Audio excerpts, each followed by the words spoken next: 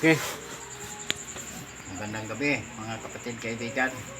Narito na naman tayo para mag-aral sa salita ng Diyos. Bago tayo mag-umpisa, may hihilingin ako sa inyo.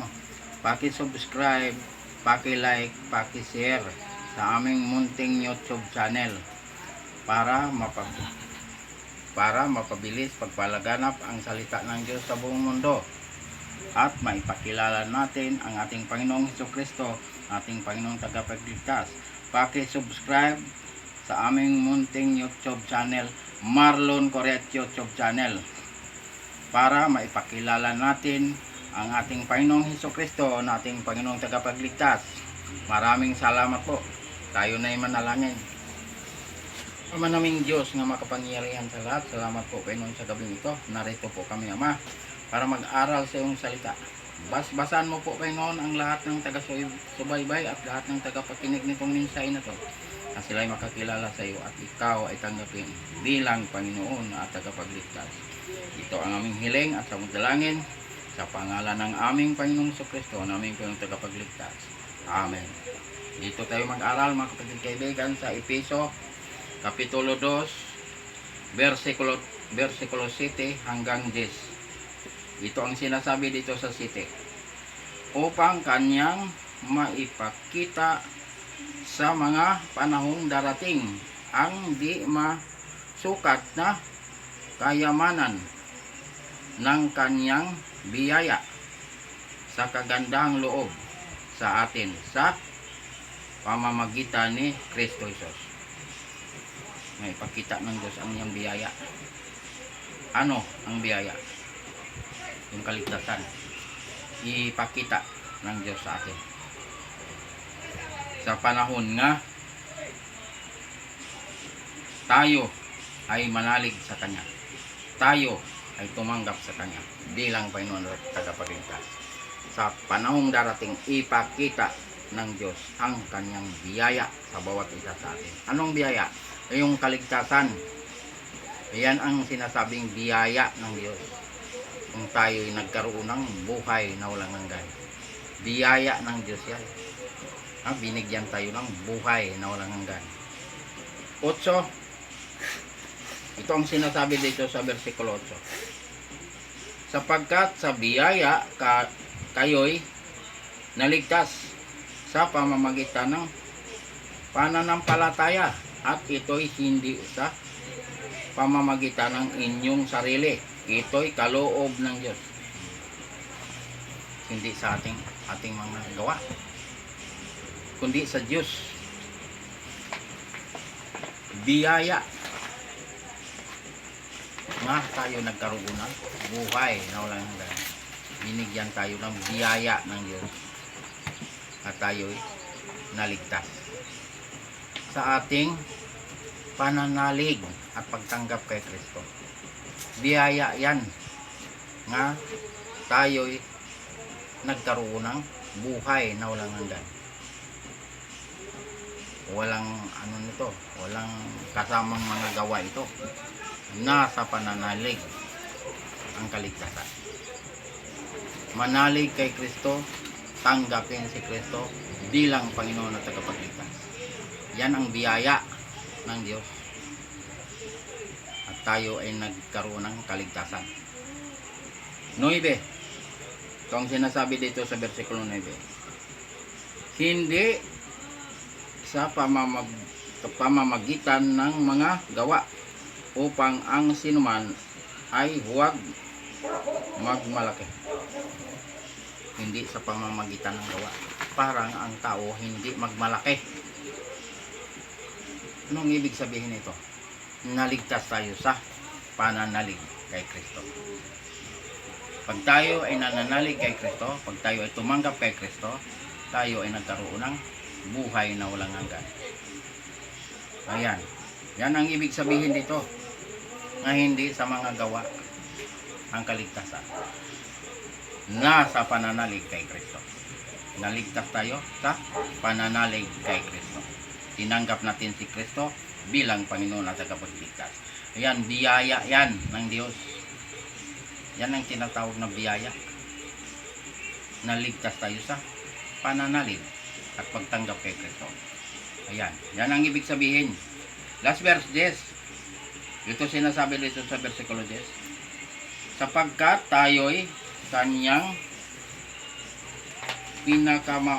pinakamahusay na gawa na nilalang kay Kristo Jesus para sa mabubuting gawa na inihanda ng Diyos ng una pa upang siya nating lakaran. Ang Diyos ating lakaran.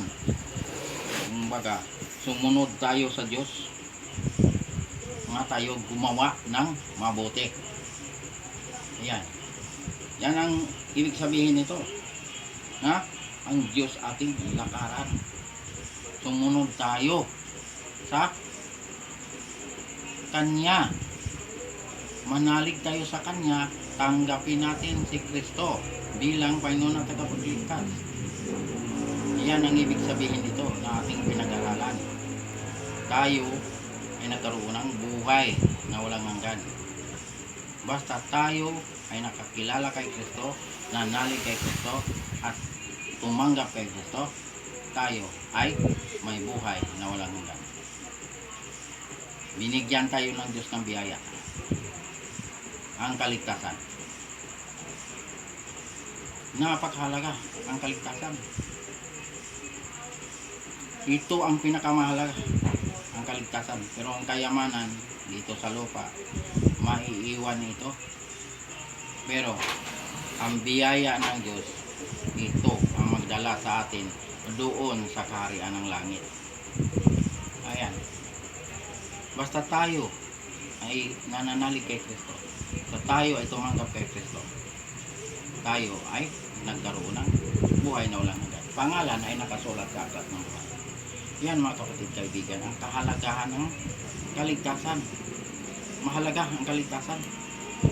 Dahil yung kayamanan mo rito sa lupa, halimbawa ikaw ay bawian ng iyong hiram na buhay, maiiwan itong lahat. Wala tayong madadala. Wala tayong madadala. Iwanan natin ang lahat ng ating mga kayamanan dito sa mundo na ito. Dahil tayo ay hindi tayo taga rito. Mga estranghero lang tayo dito sa lupa. Kaya ang ating tahanan doon sa kaharian ng langit. Basta tayo ay nananalig at tumanggap kay Kristo. Yan. Ang sabi ng Diyos, pagsamahin ang tagalangit at tagalupa. Yan, tayo manalig kay Kristo, tanggapin si Kristo bilang Panginoon at tagapagligtas para makasama tayo doon sa kanyang kaharian. Pag tinanggap mo si Kristo ngayong gabing ito, ikaw ay nagkaroon ng buhay na walang hanggan. Tiyak, pangalan mo ay nakasulat sa aklat ng buhay.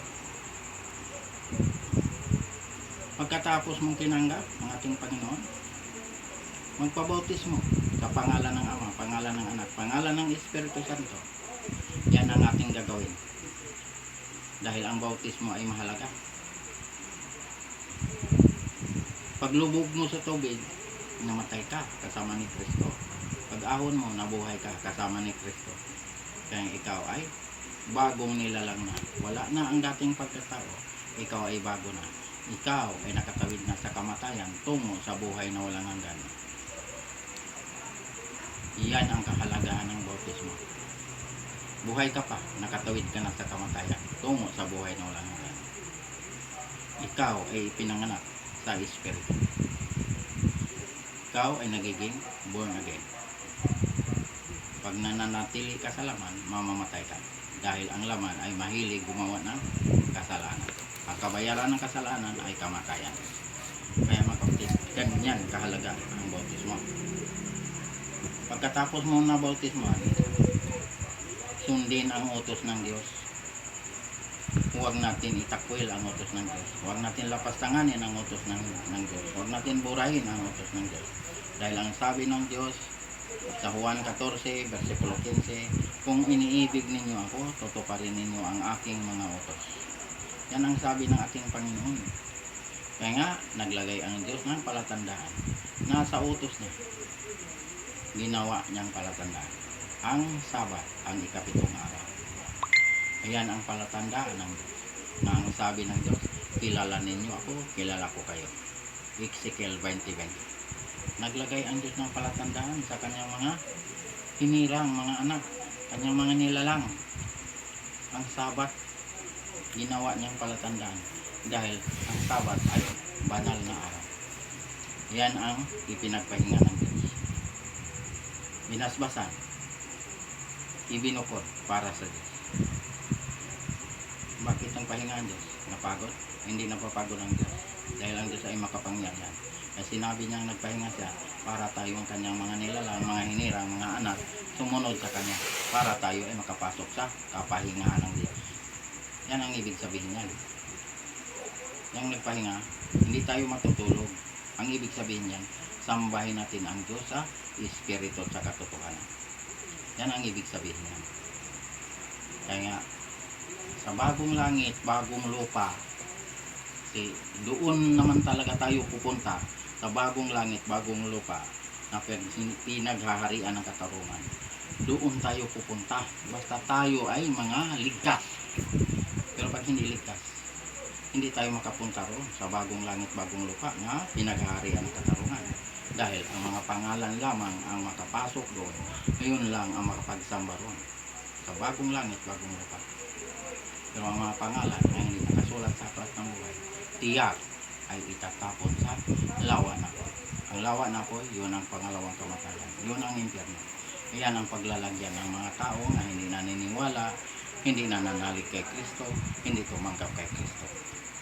Kaya sila ay itatapon sa lawa na po. Ang lawa na po, yun ang pangalawang kamatayan. Yun ang impyerno. Yan mga kapatid kaibigan. Kaya nga sa bagong langit, may samba roon. Saan natin mababasa? Isaiah 66, versikulo 22 hanggang 23. Versikulo 22, mababasa mo ang bagong langit, bagong lupa. Mababasa mo talaga yan sa versikulo 22. Versikulo 23, mababasa mo. Pag nakabasa ka ng araw ng pamamahinga, Sabat yan, hindi yan linggo. Pero dito sa hawak ng Biblia na aking ginagamit, ang nakasulat dito ay Sabat. Lahat ng bansa pupunta ron para sumamba sa Diyos. Mukhaan, harapan, makikita natin ang Diyos na ating sinasamba. Sambahin natin ang Diyos sa Espiritu at sa katotohanan. Lahat ng bansa pupunta ron para sumamba sa Diyos. Hindi lang Israel, hindi lang Hudyo ang pupunta ron. Ang mga ligtas, lahat ng bansa makapunta ron. Basta pangalan ay nakasulat sa aklat ng buhay, tiyak makapagsamba ron. Kaya tinuturuan tayo ng Diyos. Dito pa lang sa lupa, tinuturuan tayo sa gusto niyang araw na siya ay sambahin. Kaya nga sa bagong langit, bagong lupa, ang samba ron ay Sabat. Paniwalaan natin ito. Dahil wala na itong langit na to, wala na itong lupa na ito, dahil binago na ng Diyos. Kaya mababasa natin ang bagong langit, bagong lupa. Dahil wala na itong langit na to, wala na itong lupa na to, dahil binago na ng Diyos. Pati tayo, babaguhin ng Diyos. At tayo hindi na mamamatay kahit kailan. Kaya doon tayo magpapatuloy sa pagsamba sa ating Panginoon. Sabat ang samba ron. Paniwalaan natin ito dahil ito katotohanan. Ay mga kapatid kaibigan, ang Diyos ay hindi nagkukulang sa pagtuturo sa bawat isa sa atin. Tinuturoan tayo ng Diyos. Kaligtasan, tinuturoan tayo. Si Kristo ang tagapagligtas. Sinugo ng Ama ang ating Panginoong Jesucristo. Siya ay Diyos na nagkatawang tao. Siya ay tunay na Diyos at buhay na walang hanggan. Pag tayo naniniwala at nananalig kay Kristo at tinanggap natin si Kristo, tayo ay may buhay na walang hanggan. Yan mga kaibigan, ang katotohanan. Katiyakan sa kaligtasan. Bautismo, tinuturoan tayo. Kautusan, tinuturoan tayo. Araw ng gusto ng Diyos na siya sambahin, tinuturoan tayo. Ang Sabat, ginawa ng Diyos na palatandaan. Kaya alam natin, dito pa lang sa lupa, alam na natin dahil tinuturoan tayo ng Diyos. Kailan ang kaligtasan? Ngayong buhay pa tayo. Pangalawang Korinto, Kapitulo 6, versikulo 2. Ngayon ang araw na kaligtasan. Yan mga kapatid kaibigan, ang katiyakan. Tiyakin natin ang ating kaligtasan. Ngayong buhay pa tayo. Pagkabawian tayo ng ating hiram na buhay, hindi tayo nakakatiyak. Anong hintayin nun? Hatol ng Diyos. Yun ang hihintayin. Kaya sabi sa Ecclesiastes 9:5, ang buhay, alam niyang siya ay mamamatay. Pero ang patay, wala nang nalalaman at wala nang pag-asa. Yan ang sinasabi ng Diyos. Kaya sinabi ng Diyos, ngayon, ang araw ng kaligtasan. Buhay pa tayo. Hanggang dito lang tayo, mga kapatid, kaibigan. Paki-subscribe, paki-like, paki-share sa aming munting YouTube channel, Marlon Correct YouTube channel, para mapabilis pagpalaganap ang salita ng Diyos sa buong mundo at maipakilala natin ang ating Panginoong Hesukristo, nating Panginoong tagapagligtas. Paki-subscribe, paki-like, paki-share. Maraming salamat po. Tayo na'y manalangin. Ama naming Diyos na makapangyarihan sa lahat, salamat po Panginoon sa mga salita mo naming napag-aralan ngayong gabing ito. Basbasan mo po Panginoon ang lahat ng taga-subaybay at lahat ng tagapakinig nitong mensahe na to, na sila makakilala sa iyo at ikaw ay tanggapin bilang Panginoon at tagapagligtas. Ito ang aming hiling at samot-dalangin sa pangalan ng aming Panginoong Kristo, na aming tagapagligtas. Amen.